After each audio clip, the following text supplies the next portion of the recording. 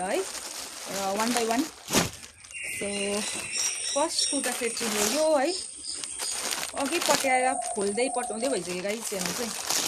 र फर्स्ट चाहिँ यो हो, यहाँ हेर्नुहोस् है, यो मगाएको थिएँ होइन, हेर्नुहोस् एकदमै दामी छ। मलाई चाहिँ यो कहिलेदेखिको मन परेको क्या हो। यहाँ हेर्नुहोस् न यस्तो मजाको छ होइन, प्रिन्ट हो, क्वालिटी पनि एकदम दामी। तर गाइस यो चाहिँ आमालाई हुँदै भएन, साइज अलिकति टाइट भयो, हुनु चाहिँ भयो तर अब कटन हो नि त होइन, धुँदाखेरि अब फेरि अलिकति घट्छ होला भनेर हो।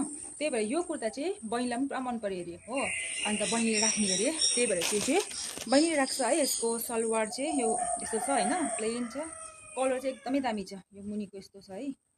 अन्त अर्को चाहिँ यो छ हेर्नु, यो हो है, यहाँ हेर्नुहोस् है यस्तो दामी छ, पर्पल कलरको है, यहाँ हेर्नुहोस् है यस्तो छ। यो चाहिँ कस्तो सफ्ट छ साथीहरू, कपडा पनि होइन, प्रिन्ट पनि एकदमै दामी हो, एकदम राम्रो छ। अनि यो चाहिँ आमालाई ठिक्कै भयो क्या हो। हेर्नुहोस् न मजाको छ नि त, आमालाई फेरि यस्तो कलरहरू चाहिँ कहिलेदेखिको लगाउनु रहर थियो, अरू थियो एउटा, तर पनि यो चाहिँ एकदमै राम्रो लाग्यो अरे आमालाई हो, र ठिकै पनि भयो। अन्त यसको किन्ने यस्तो छ होइन, सलवार यसको यस्तो छ, यस्तो बिट भएको छ मुनिको, के भन्छ प्यान्ट चाहिँ भनौँ न।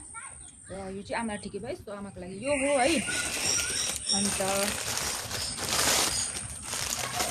यो पनि एकदमै दामी छ है, हेर्नुहोस् न कस्तो दामी छ कि यो, हेर्नु न हो मजाको छ यो, तर एकदम पातला क्या हो। मतलब प्राइस अनुसार यो चाहिँ मतलब त्यस्तो क्वालिटी राम्रो छ, तर मेबी अब धुँदाखेरि पातला हुन्छ भनेर है। यो चाहिँ एउटा थियो, आमालाई ठिकै भयो, तर यो अलिक पातला हुने कारणले चाहिँ आमाले चाहिँ रिटर्न गर्नुहुन्छ अरे है। अन्त यो चाहिँ रिटर्नमा हुन्छ है। हेर्नुहोस् त कस्तो लाग्यो भने तर कमेन्टमा भन्नुहोस् है तपाईँहरू हो। अन्त यहाँ चाहिँ छ मेरो गाइस है, हेर्नुहोस् कस्तो दामी छ गाइस, हेर्नुहोस् मैले एक्सपेक्ट गरेको थिइनँ क्या हो राम्रो आउँछ भनेर, तर सबै राम्रै आएको छ कुर्ताहरू है, सेटहरू। अनि हेर्नुहोस् यो चाहिँ हो मेरो गाइस, हेर्नुहोस् न कस्तो दामी छ है, डिजाइनै मन पऱ्यो नि त्यसको चाहिँ।